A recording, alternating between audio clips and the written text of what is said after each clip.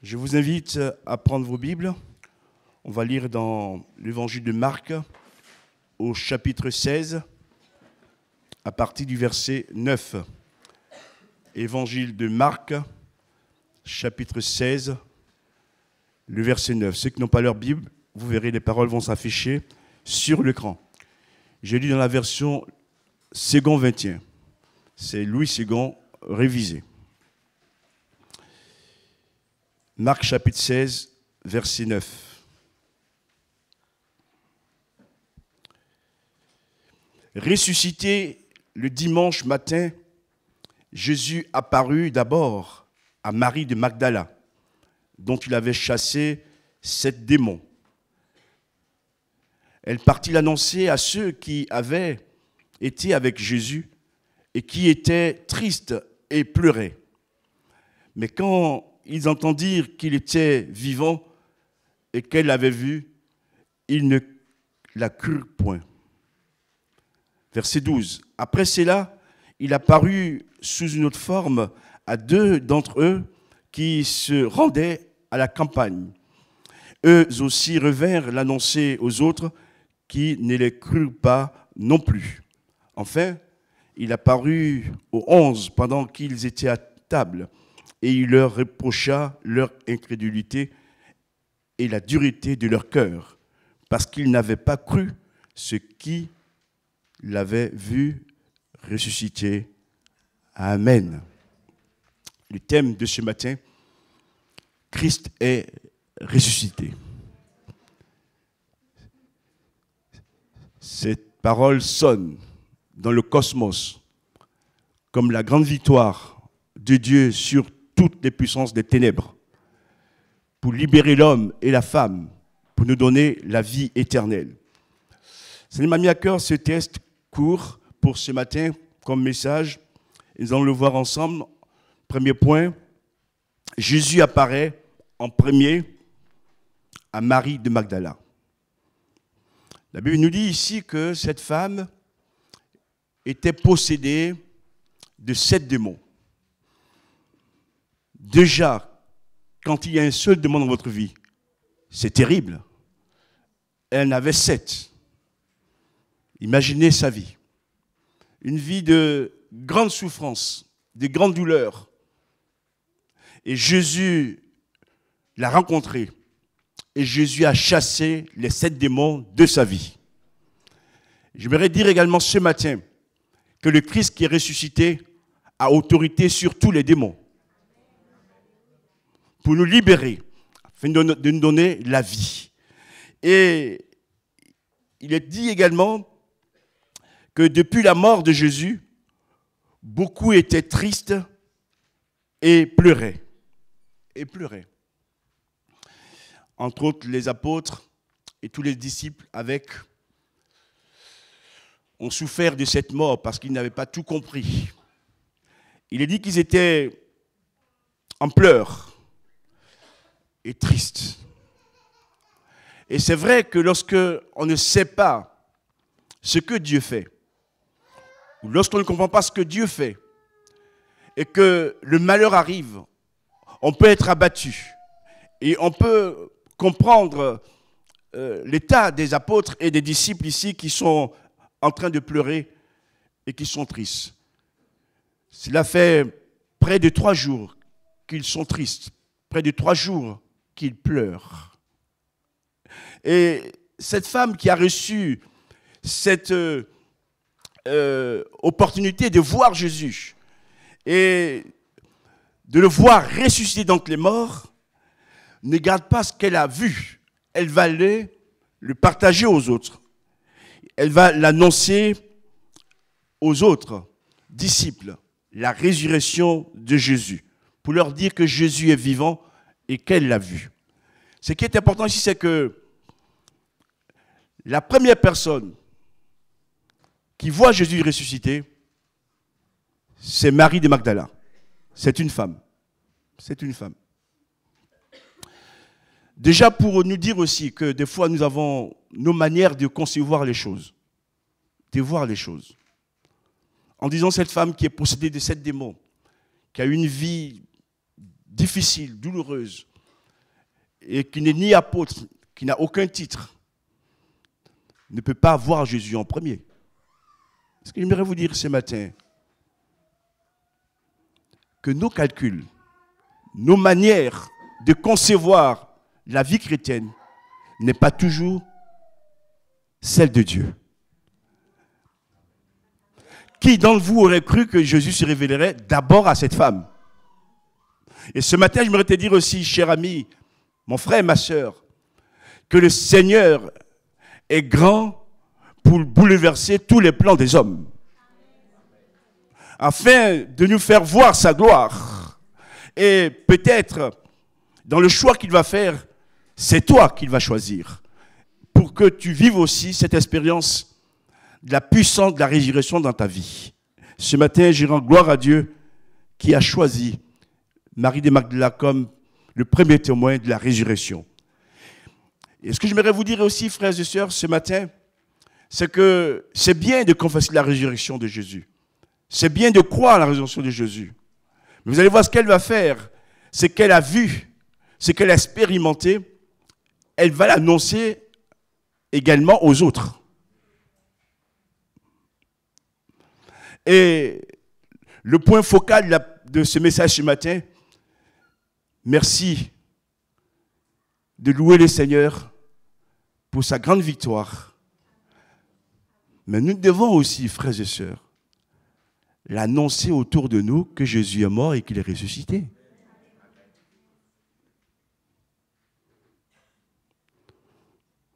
ne faut pas seulement le chanter, Jésus est ressuscité, et puis rester dans son coin. Et puis dire, tant pis pour les autres.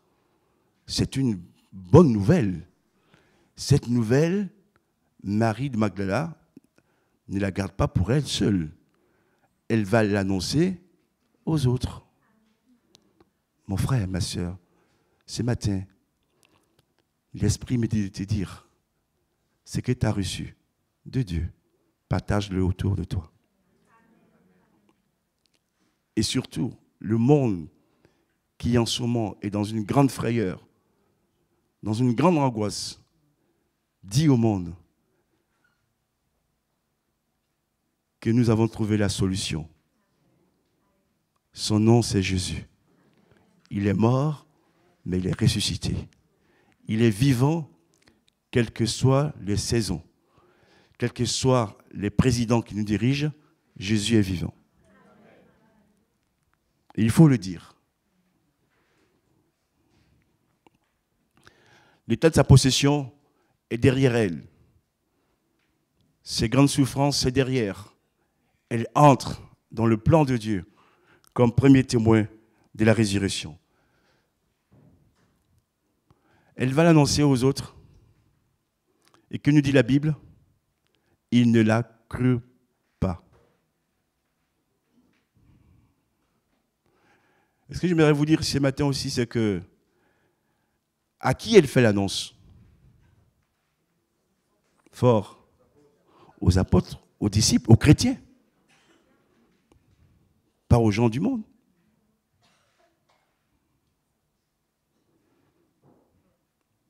Waouh. Même après avoir mangé avec Jésus, été enseigné, vu les miracles, Jésus même leur a fait cette promesse qu'il mourra et que 3 jours après, il ressusciterait. Il leur a dit ça. Mais ils ont tout oublié.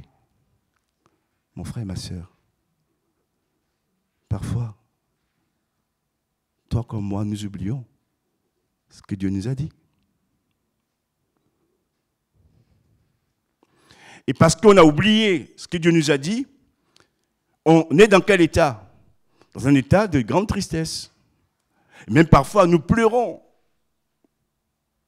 Parce qu'on n'a pas bien saisi la parole de Dieu, le message de Dieu. S'ils avaient compris ce que je leur avais dit, ils ne seraient pas tristes, ni encore moins en train de pleurer. Et quand Marie de Magdala est venue leur dire cela, ils auraient cru. Je vous montre ici ce matin une pensée de Dieu. Ne disons jamais c'est pour les autres. Moi, je suis à l'abri. Ce n'est pas vrai. Tu peux toi aussi, après avoir entendu l'enseignement de Jésus, vu les miracles, et pourtant, devant un tel grand miracle de la résurrection, te dire c'est pas possible. Et je m'adresse à quelques-uns ce matin. Toi, à qui Dieu a fait une promesse, et cette promesse tarde à s'accomplir, et dans ton cœur tu dis que ce n'est plus pour toi, ça n'arrivera pas. Ce matin, je te dis de la part du Seigneur, cesse de douter et mets ta foi dans la parole que Jésus t'a dite et tu verras la chose s'accomplir. Gloire à Dieu. Ça peut nous dépasser, mais Dieu n'est jamais dépassé. Dieu, il peut tout. Et que ce matin, par ces paroles, tu cesses de pleurer et d'être triste parce que ton avenir est entre les mains de Dieu. Jésus est au contrôle. C'est lui qui te dirige. C'est lui qui est notre victoire et qu'il partage avec nous. Que son nom soit béni. Deuxième point, Jésus apparaît après aux 2 disciples d'Emmaüs, aux 2 disciples qui allaient à Emmaüs. Nous ne lirons pas le texte. Je vous résume un peu. Jésus a été crucifié. Et ces 2 disciples donc répartis à la campagne, dans leur ville, à Emmaüs. Jésus va se montrer à eux sous une autre forme. Ils ne vont pas le reconnaître. Et puis, ils vont s'arrêter, prendre un repas. Jésus va rendre grâce. Et là, ils se rendent compte que Jésus est là avec eux. Et Jésus disparaît. Et sur ce qu'ils ont vu, l'expérience qu'ils viennent de faire, ils ne restent pas, eux non plus, à Emmaüs. Eux aussi vont revenir à Jérusalem, comme Marie de Magdala, et annoncer cette bonne nouvelle aux autres. Mesdames, ne m'en voulez pas du tout. On peut dire que si le premier exemple, c'est une femme qui allait dire l'annonce, on peut, à l'époque, par rapport à la situation de vécu, ne pas toujours croire aux femmes. Là, Dieu leur envoie quand même 2 hommes.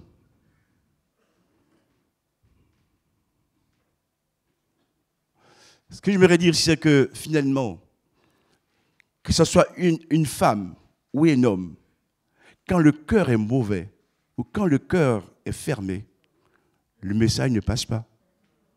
Ce n'est pas une question de femme ou d'homme, c'est une question d'état de cœur. Et même, il y a de l'humour.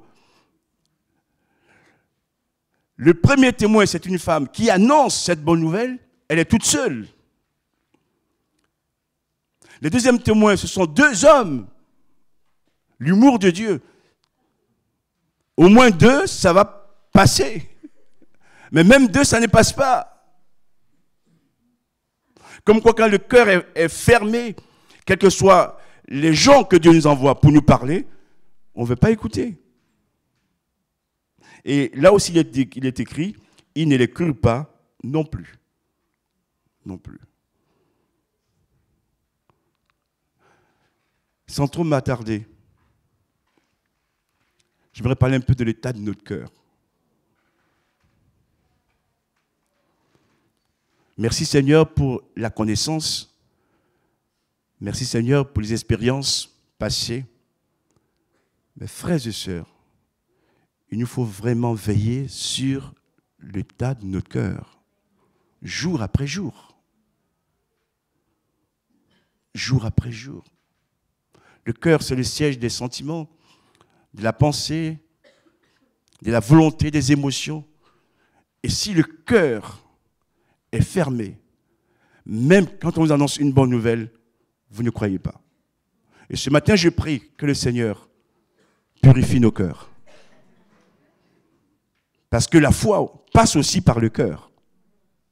Afin que nous puissions dire, Seigneur, c'est vrai que ce qu'on me dit me dépasse, Mais si ça vient de toi, je crois. Parce que tout ce que tu dis et tu fais se réalise.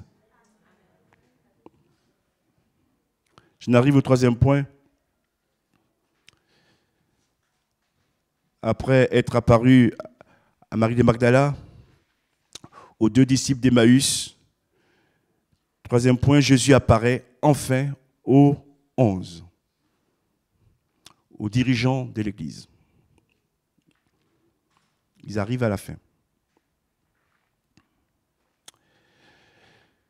Et quand Jésus se fait voir par eux, qu'est-ce qu'il faisait? Dites-le. Ils étaient à table. Ils mangeaient. Ils mangeaient. Si Jésus s'est révélé à Marie de Magdala pour l'encourager, et également aux 2 disciples de Maüs, pour aussi les encourager, qu'est-ce qu'il dit aux 11? Il va leur faire des reproches. Il va leur faire des reproches. Dites-moi, et je m'inclus dans le lot aussi, est-ce que parfois, Jésus, ayant un plan pour nous, pour l'Église, malheureusement, en tant que même dirigeant, nous avons du mal à croire. Ça n'arrive pas, ça? Et ce que j'aimerais dire, c'est pas parce que tu as un titre que forcément tu comprends ce que Dieu veut faire. C'est l'humilité qui nous garde et qui nous permet de recevoir la parole de Dieu. Autrement dit, on peut tous se tromper. Et on a besoin alors vraiment de se mettre devant Dieu. Et où j'aimerais en venir ce matin, frères et sœurs.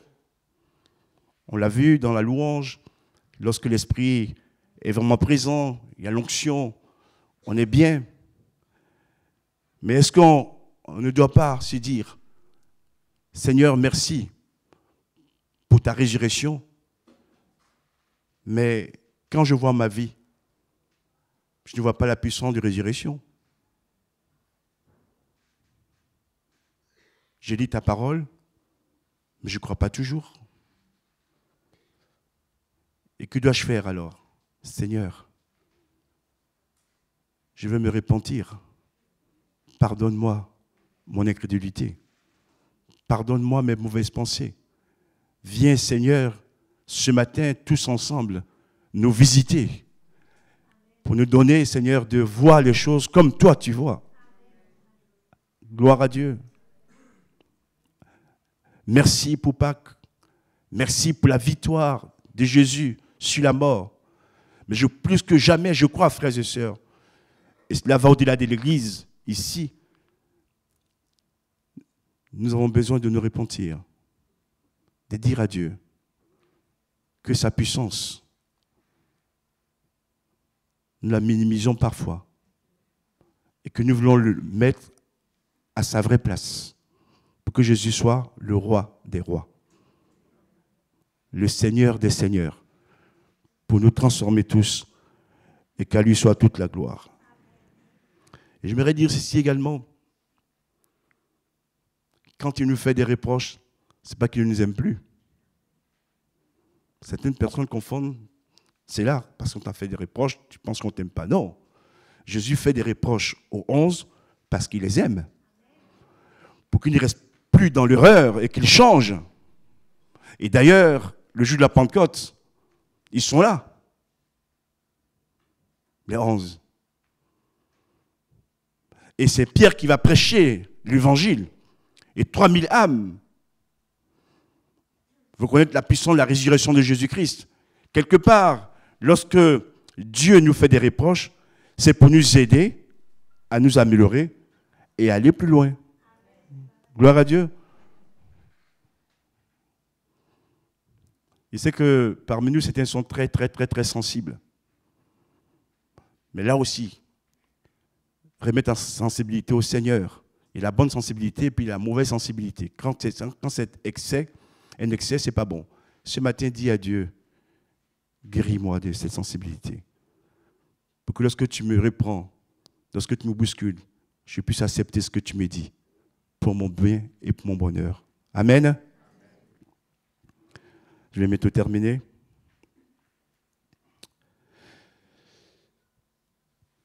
Jésus, ça fait plus de 2000 ans qu'il est ressuscité. Dites-moi, frères et sœurs,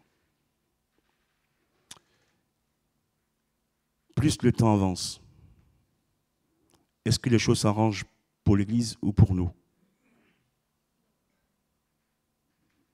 Difficile, hein? Difficile. Mais tout cela est écrit pour nous dire que celui qui est ressuscité, qu'on n'a pas vu de nos yeux, mais nous croyons en son nom, ce Jésus revient bientôt.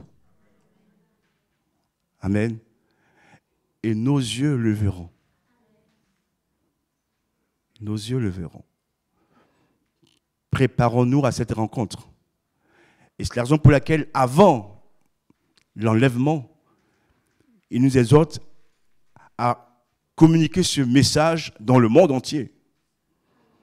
Que ce matin soit un jour où tu prennes de nouvelles résolutions en disant, Seigneur, merci pour tout ce que tu fais ou tu as fait dans ma vie.